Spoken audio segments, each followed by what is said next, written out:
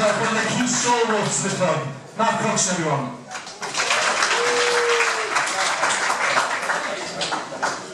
So, Mark, what's your playing background? Yeah. Sorry, I know nothing about rugby. Basingstoke, a little village in the Valley of Hampshire. Started playing there when I was a kid. Went away to Cardiff University, played a little bit for the lower sides of Cardiff University and then into Euroleague, and then I played for a village where my wife comes from, Maitacuma, which was the best 2 years of my life. A traditional Valleys club out the back of a pub with the police sergeant, the doctor, the bricklayer, the road digger, the English student, and all life was there. And then I came up, and unfortunately I didn't come to London Welsh. I went to Hammersmith and Fulham for a couple of years, and then I finished. Knees and jobs and children, the eldest of which is on that table over there, came along, and I didn't have the time or the inclination to play rugby anymore. So your rugby career finished, you had some children, the next steps were to come to London Welsh, so why London Welsh when you had children? So I do have, as everybody does really, a Welsh mangy, so I do have a connection to the club, but I married into the Welsh. My wife's family are from Burnham, and she started coming along to a thing called the Lollipop Club here, which is a little mums and toddlers group, and she noticed that there was this mini rugby going on a Sunday, and so she started bringing Thomas along when he was 5, and with stalwart that is Seb Scotney, who's in his 26th or 27th season of coaching the under sixes.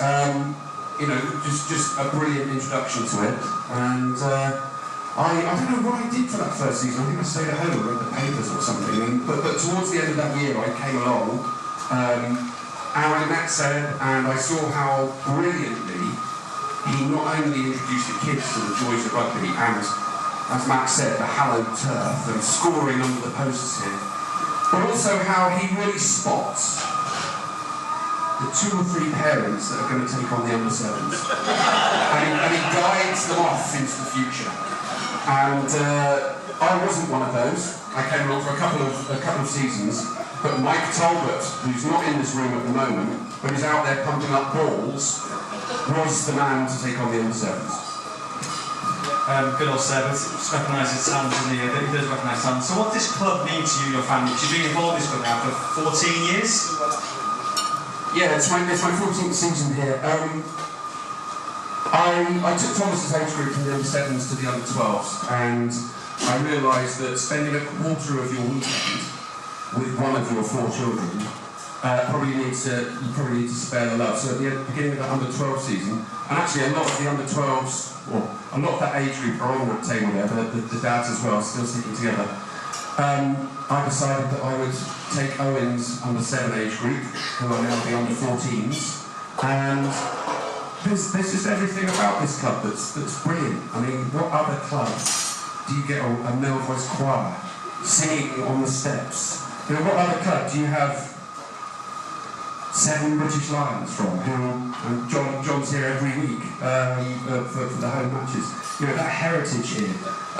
Where else do you get a tier 9 or tier 8, as we are now, club with, as you say, 700 folks watching? It's just a brilliant club with a little bit of the romance of Wales and the singing and the part of everything that I enjoyed at university in Cardiff that I fell in love with my love of the Welsh.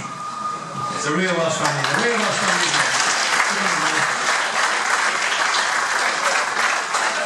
So Mark wrote a piece in the newsletter that you read about a month ago about the challenges of youth rugby, and so I'd like to elaborate a bit further on that really. So as you've been involved in minis and now youth, what are the challenges of youth rugby, in particular to this area, Mark? Well, it's numbers. Basically, it's numbers. When you get to youth rugby, the numbers drop off quite quickly.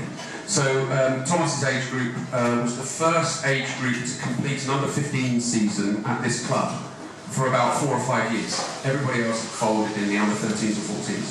Thomas's lot got through the under-15s and they kind of tailed off in their under-16s year. And I kind of thought that puzzled me a little bit. Now, contrast with the year below, and the run by Andy Stitson, who, for those of you who don't know him, Andy's the gentleman who sits in the wheelchair at the end of the pitch for every match, and he'll be there today. His age group took 2 full squads right up to under-18s. And so I said to him when I came back for Owen's journey, doing it the second time round, what is it that you do? And he said, non-dad coaches, midweek training, and a great social scene. And it kind of just got me thinking about how to continue the numbers.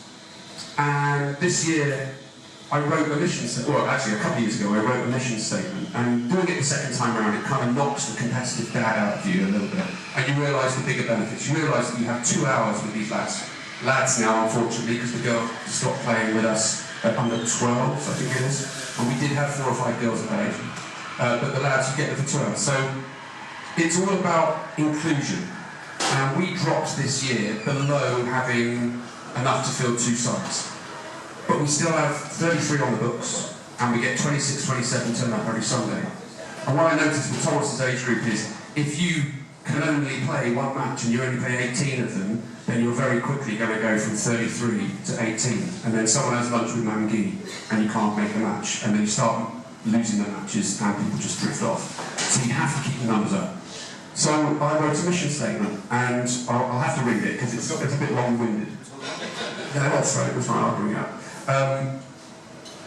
Yeah, get my glasses. So it was to deliver as many players as possible into adult rugby with great all-round skills and a love of the game that they wish to contribute to their own volition in whatever capacity and whatever level they can.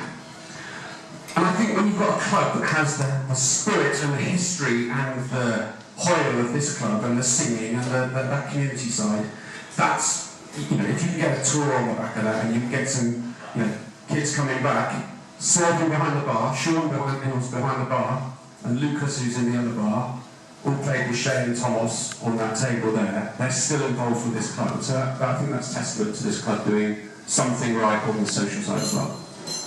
That's great stuff. But one of my questions really would be like, so you talk about the 3 key things: non-dad coaches, midweek training, and great tours. So we've tried to get Kai and Will involved as much as possible where they can, and they're really keen to go and watch a lot of sections of the club, so that the boys benefit from that. We're trying to do more of that, but that does sometimes cost investment from them, and so we're keen to get more non-dad coaches involved. We've sorted out midweek training in terms of at Chiswick RFC. There's a new 3G pitch there with specific coaching for that, and tours. That's individually up to each age group to organise their own tour. And so on that basis, Mark, where are you going this year for a tour?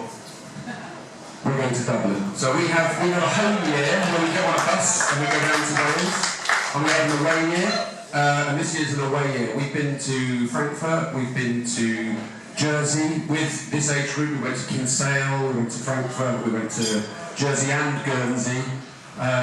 So yeah, we started a tradition with the under-12s of that table, where we went to Cardiff and we stayed in a little hotel and we played a couple of local clubs. And we've continued it, and the whole club now does it at every age group. And I think it's a brilliant institution, and I think there's a lot of I think there's a lot of traditions that fall by the wayside as rugby gets more professional. And I think that the coaching, the touring is one where, when you're a 14-year-old lad or a 16-year-old lad or an 18-year-old lad, you get to realise that actually you can walk into any rugby club in the world if you play and you tour, and you'll have a welcome, and you'll immediately get 14 other mates if you join a club. And that's a bloody good thing. That's a really, really good thing, to have that community.